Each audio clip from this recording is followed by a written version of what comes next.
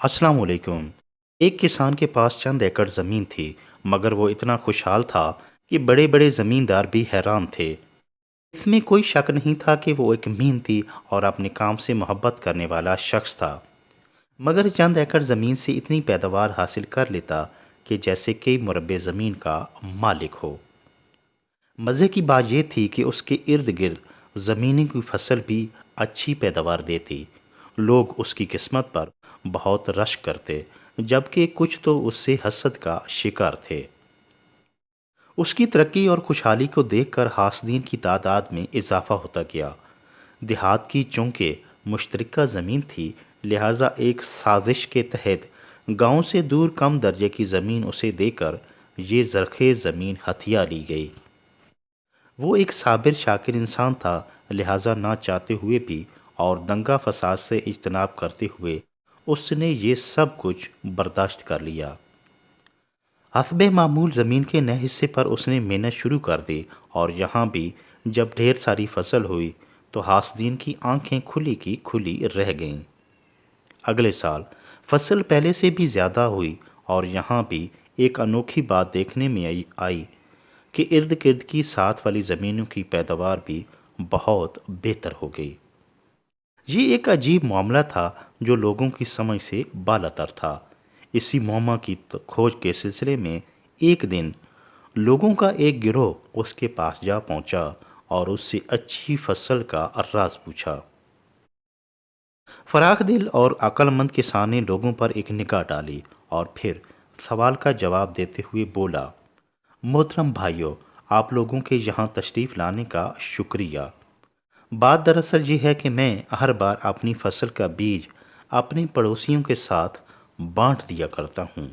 बस यही वजह है कि फसल अच्छी पैदावार देती है। किसान की ये बात किसी की समझ में न आई। उनमें से एक जवान शख्स ने हैरान होते हुए किसान से पूछा, आप अपने बेहतरीन बीज अपने पड़ोसियों के साथ बांट देते हैं, मान लिया, मगर इस बात का अच्छी फसल से क्या ताल्लुक है? किसान नौजवान का सरतपा अच्छी तरह जायजा लेते हुए बोला, बरखुरदार, तुम तो पढ़े लिखे नौजवान हो, आपको तो इतना हैरान नहीं होना चाहिए।